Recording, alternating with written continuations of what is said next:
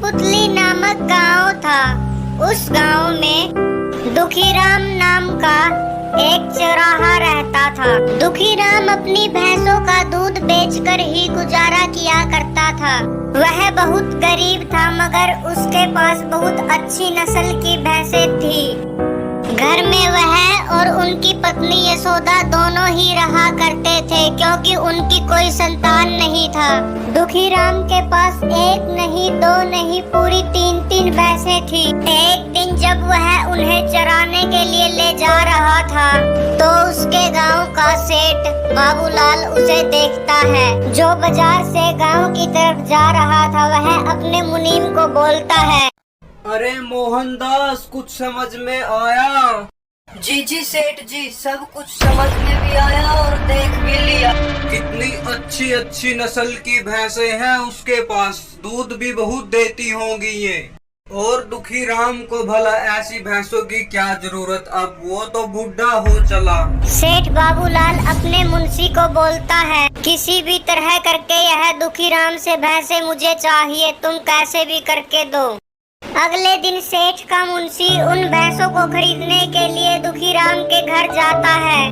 तो दुखीराम बोलता है, इन भैंसों का दूध बेचकर ही मेरे बुढ़ापे का गुजारा हो रहा है, मैं इन्हें नहीं बेच सकता।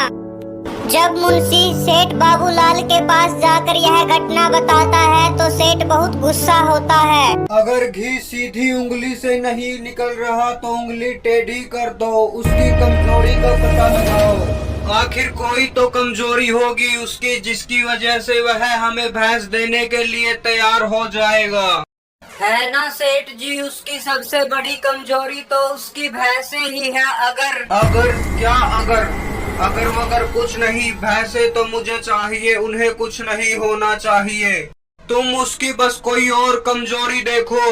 बाबूलाल सेठ ऐसे ही बहुत निर्दय था, जो गरीबों को लूटता रहता था। अरे ओ भाग्यवान, सुनती हो? अब तो इन तीन भैंसों का काम भी नहीं होता है मुझसे। आखिर बुढ़ी हड्डियां हो गई है, कब तक करता रहूंगा। बात तो तुम सही कह रहे हो, पर क्या करें, जब भगवान ने हमारी किस्मत में ही यही लिखा है।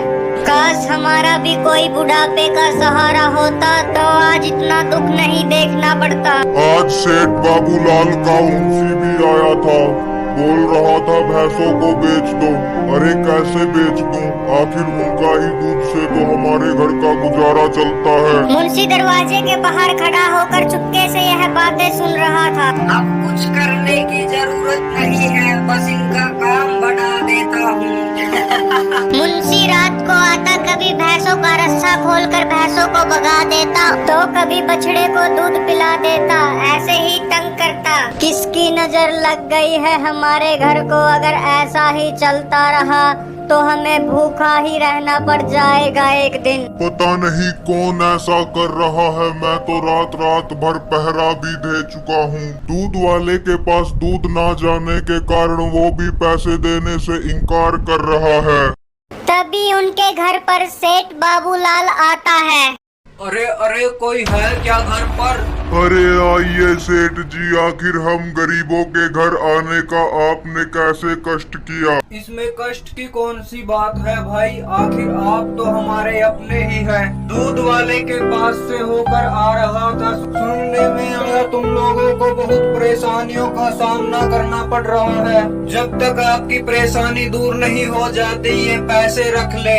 अरे नहीं, इतने सारे पैसे आखिर मैं कैसे लौटा पाऊंगा? अरे मैं कौन सा तुम्हारे साथ जबरदस्ती कर रहा हूँ, जब हो जाए तब लौटा देना। सेठ बाबूलाल उसे अपनी मीठी मीठी बातों में फंसा लेता है और पेपर पर उनके साइन ले लेता है। कुछ दिन बाद सेठ मुंशी को अपने घर बुलाता है। अरे मुंशी, आओ, उन बूढ़े बुढ़िया से बहुत समय हो गए पैसे लिए, आज उनसे सूद समेत हिसाब लूंगा। अगर उन्होंने नहीं दिया तो उनकी पैसे हमारी। वह मुंशी को उनके घर पैसे लेने के लिए भेज देता है। अरे दुखीराम भैया, तुमने जो सेठ जी से पैसे लिए थे, तुमने ना तो उनका सूद भेजा और ना ही कोई पैसे। अरे भाई, पर सेठ ने तो मुझे बोला था बिना ब्याज के पैसे हैं, जब तुम्हारे पास हो दे देना। पूरा वीडियो आपको दोस्तों चैनल पर मिलेगा।